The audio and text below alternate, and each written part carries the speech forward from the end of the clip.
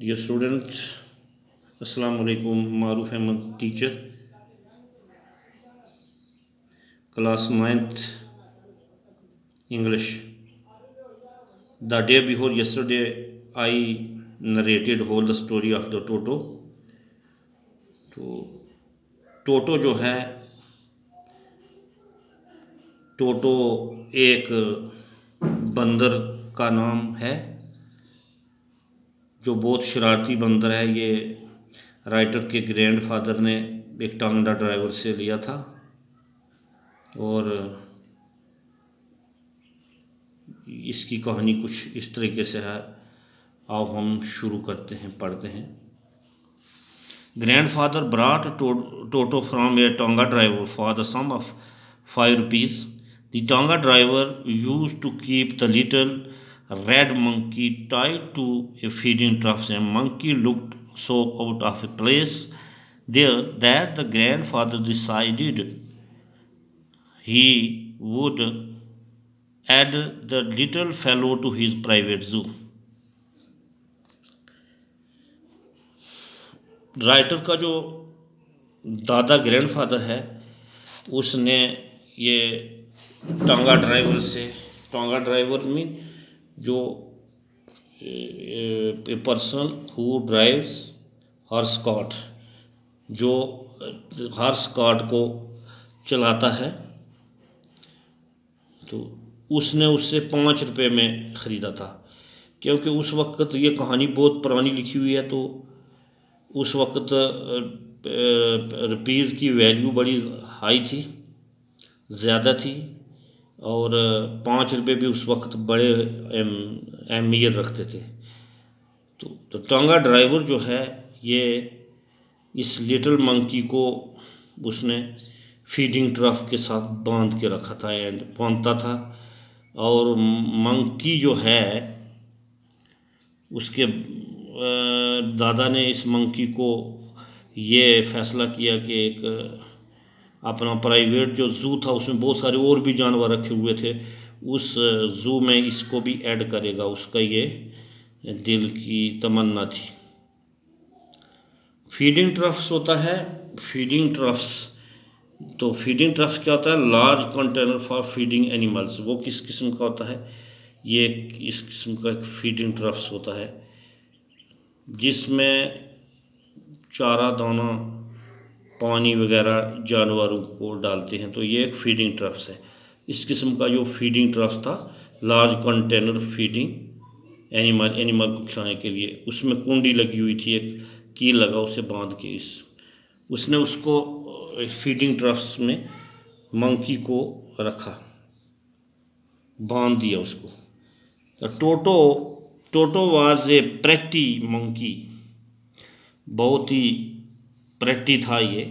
His bright eyes spark with मिस्चीव्स beneath deep set eyebrows, and his teeth, which were pearly white, were very often displayed in a smile that frightened the life out of elderly Anglo-Indian ladies. ये एक Anglo Indian ladies क्या हैं? जो ladies Britain और India से ताल्लुक़ रखती थी। ब्रिटेन और इंडिया मैदानों में यानी कि जो रहने वाली वो इससे डरी हुई थी, ब्रिटेन और इंडियन एंग्लो लेडीज़। और दूसरा जो है एक और, his bright eyes sparkled with mischief beneath the set eyebrows, and his teeth, apparently white, were very often displayed in a smile that frightened the Indian lady. जो monkey था वो बहुत शरारती था, उसकी आँखें चमकती थी, बहुत शरारत से भरी हुई थी, एक डीप आईब्रोज में। मंकी की जो आइज़ ब्रो है ना, ये आपने देखा कि बहुत ही डीप होती हैं ऐसे आईब्रोज, तो उसके ऊपर ये जैसे बीच में दसी हुई आँखें, ये बंदर की जो आँखें हैं दसी हुई, डीप आईब्रोज थी। उसके जो दांत थे चमकदार थे, एंड जैसे कि पेयरली वाइट, वे आम तौर पे उसके चेहरे पर स्माइल रहती थी और एंग्लो इंडियन लेडीज़ उससे डरती थी। But his hands but his hands looked dried up, and though they had been pickled in the sum of the many years, yet his fingers were quick and wicked, and his tail while adding to his good looks. Writer के मुताबिक उसके जो hand थे वो खुश्क थे, dried थे, जैसे कि उसने बताया है कि पिकल्ड होता है अचार। जब हम अचार डालते हैं ना तो उसको विनेगर मिला के धूप में रख सुखाते हैं और उसकी जो उसके ऊपर की जो सतह होती है, पिकल का जो टुकड़ा होता है, चाहे हम मैंगो की बात करें तो उसके ऊपर जो उसकी जो चमड़ी स्किन होती है वो रिंकल आ जाती है उसके ऊपर। तो ऐसे ही उसके कंपेयर करता है राइटर बंदर को कि उसकी धूप में उसकी जो चमड़ी थी सूखी हुई थी, जैसे पिकल होता है अचार के ऊपर जैसे जुड़ियाँ पड़ी होती है, रिंकल्स आती हैं, ऐसे उसकी चमड़ी के ऊपर रिंकल्स पड़ी हुई थी। तो yet his fingers were quick and wicked, and his tail while adding to his good looks. Writer के मुताबिक उसकी जो दुम थी, टेल जो थी, पूंछ जो थी, वो उसकी खूबसूरती को अजाफा देती थी, यानी कि उस खूबसूरती को बढ़ाने के लिए काम देती थी, या उसकी खूबसूरती में और चार चांद लगाती थी बंदर की। और दूसरी जो थी, believe that tale would also add to anyone's good looks, also served as a third hand, और एक तीसरा हाथ के तौर पे भी, तीसरे हाथ के तौर पे भी ये काम देती थी। मिसाल के तौर पर ये एक बंदर है, बंदर की टेल समझें, पूंछ है ये जो इसकी, तो ये किसी दूर से ये किसी टहनी को भी पकड़ने में मदद हो तो बंदर इस पूंछ से नीचे लटक सकता था। और दूसरा जो है ये टेल जो है इसकी कोई दूर से चीज़ों को उठाने में भी मदद करती थी। And he looks tail would add to a one's looks, so served as a third hand. He could use it hang from a branch, and it capable of scooping up a delicacy that might be out of reach of his hand. और scoop का मतलब है lifting, उठाना, कोई चीज़ उठाना। ये जो tell थी वो, इसकी जो टेल थी वो थर्ड हैंड के